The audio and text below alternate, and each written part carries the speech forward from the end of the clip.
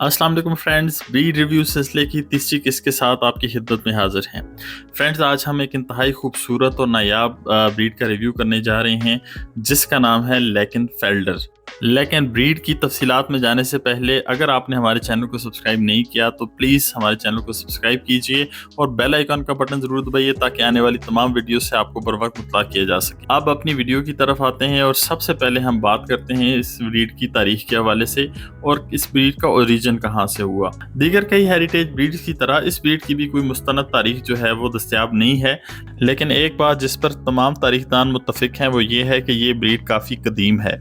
इस ब्रीड का सबसे अव्वलीन जिक्र डच पेंटर वान गिंक की तहरीरों में मिलता है।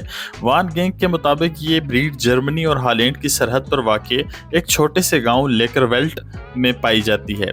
इसी मुनासबत से इसका नाम लेकेनफेल्डर पड़ा।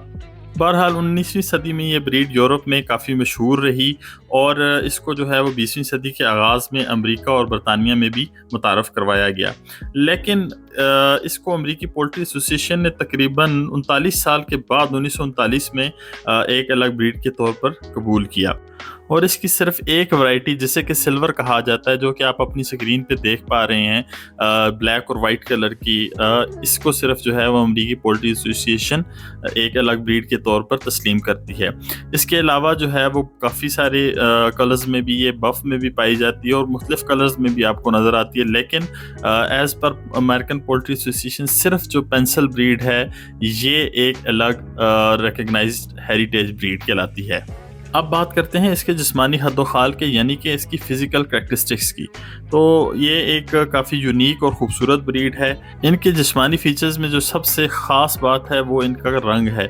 इनके जो गर्दन के बाल और दुम के बाल होते हैं वो सॉलिड ब्लैक कलर में होते हैं, जबकि बाकी जिस्म इनका सफ़ेद रंग में होता है।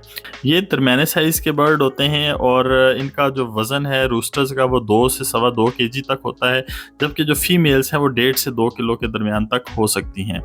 इनकी कलगी और इनके वेटल्स गहरे सुर्ख रंग के होते हैं और इनकी जो कलगी है वो 5 पॉइंट्स के साथ बिल्कुल स्ट्रेट कलगी होती है और इनके जिस्म के हिसाब से थोड़ी सी बड़ी महसूस होती है। इसी तरह इनकी जो आंखें हैं वो भी सुर्ख रंग की होती हैं, जबकि इनके कान जो हैं वो सफ़ेद रंग के होते हैं। तो इस तरह इनके जो कान हैं वो काफ़ी प्रोमिनेंट नज़र आते हैं क्योंकि इनकी गर्दन के बाल काले होते हैं और बाकी जो है मुँह का हिस्सा वो सुर्ख होता है। तो इस वजह से इनके जो कान हैं वो काफ़ी जो है वो प्रोमिनेंट महसूस होते हैं, जबकि इनकी जो चोंच है वो भी हॉर्न कलर की होती है। वैसे तो इनका जो जिस्म है वो गर्दन और दुम के अलावा बाकी सफ़ेद रंग में होता है, लेकिन इनके परों के निचले हिस्से में भी काले रंग के पर पाए जाते हैं। इनकी टांगें और पंजे स्लेटी रंग के होते हैं और परों के नीचे इनकी जिल्द का रंग वो भी सफ़ेद होता है। तो अब बात कर लेते हैं हम इनके मिजाज की, यानी कि टेम्परामेंट की। तो ये काफ़ी तेज़ तर्रार होते हैं और फुर्तीले होते हैं और ये जो चूँकि फ्री रेंज को पसंद करते हैं, बाहर खुली जगहों पर रहना पसंद करते हैं और ये अपनी हिफाजत के लिए लंबी उड़ान भरने की भी सलाहियत रखते हैं। इसी वजह से इनको जो है वो तंग जगहों पे या कन्फाइनमेंट में रहने में बाज़ औक़ात मसला हो सकता है।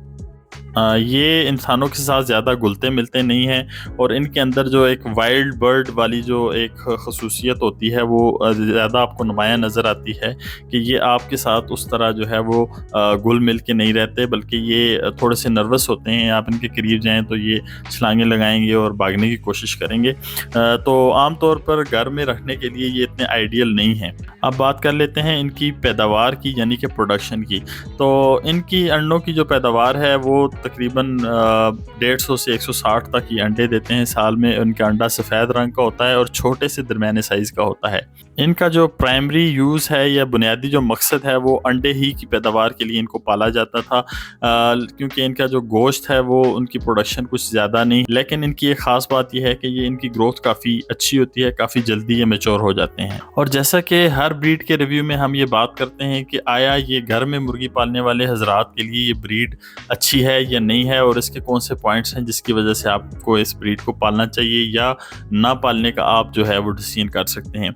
तो تو سب سے پہلے ان کی اچھی باتوں کی بات کر لیں تو ان کی انڈوں کی پیداوار موجودہ معیارات کے مطابق کچھ بہت زیادہ نہیں ہے، کیونکہ اب تو بہت زیادہ پروڈکشن دینے والی بریڈ متعارف ہو گئی ہیں دنیا میں، لیکن یہ ہے کہ اپنے زمانے میں یہ انڈوں کے لیے پالی جاتی تھی، اور اس کی جو سب سے اچھی بات ہے یا خصوصیت ہے وہ اس کی خوبصورتی ہے۔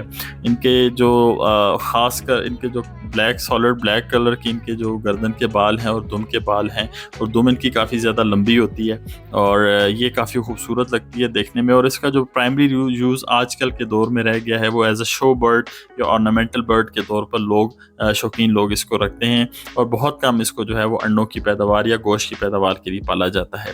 ان کی جو دوسری سب سے خاص بات ہے وہ یہ ہے کہ یہ بہت اچھے فری رینج برڈز ہیں، یعنی کہ اگر آپ ان کو کھلی جگہ پہ اور ایک دیسی ماحول میں رکھنا چاہتے ہیں تو یہ بہت اچھی پرفارمنس دیتے ہیں۔ آپ کو ان کو فیڈ دینے کی ضرورت بھی نہیں ہے، کیونکہ یہ بہت اچھے فوریجرز ہوتے ہیں، یہ چگنے میں بہت زیادہ ماہر ہوتے ہیں، بہت تیز ہوتے ہیں۔ اور دوسری جو ان کو بات دیسی ماحول کے لیے ان کو سوٹیبل بناتی ہے وہ یہ ہے کہ یہ کافی زیادہ الرٹ ہوتے ہیں، تو کسی بھی خطرے کی صورت میں یہ بھاگ کر یا اڑ کر اپنی جان بچانے کی صلاحیت رکھتے ہیں۔ اس لیے یہ اس طرح کے ماحول میں جہاں آپ نے ان کو کھلا چھوڑنا ہو تو وہ اس طرح کے ماحول میں یہ بریڈ بہت اچھا پرفارم کرتی ہے۔ اس کے ڈس ایڈوانٹیجز یا کونس کی بات کریں تو وہی ایک جس طرح جو ایک خوبی ہے اس کی، ایک طرف کھلے ماحول میں رہنے والی، تو بند جگہوں پہ رکھنے والوں کے لیے یہ سوٹیبل نہیں رہتی، کیونکہ یہ کنفائنمنٹ کو اتنا اچھا جو ہے وہ برداشت نہیں کرتی، مطلب بند جگہ پہ یا تنگ جگہوں پہ رہتے ہوئے یہ آپ کو کافی زیادہ ڈسٹرب ہوتی ہے اور سٹریس میں رہتی ہے مرغی، اور اپنی جو پراپر پروڈکشن ہے وہ نہیں دے پاتی۔ چونکہ انڈے کی پیداوار کے لحاظ سے اب بہت اچھی بریڈز مارکیٹ میں دستیاب ہیں، تو یہ انڈے یا گوشت کسی کی پیداوار کے لیے بھی زیادہ موزوں نہیں ہے، اور اس کا جو پرائمری مقصد ہے وہ صرف جو ہے ایز اے شو برڈ ہی آپ اس کو استعمال کر سکتے ہیں۔ تو ان خصوصیات کو مد نظر رکھتے ہوئے آپ نے یہ ڈیسائیڈ کرنا ہے کہ آیا کہ یہ بریڈ آپ کے لیے صحیح ہے یا نہیں۔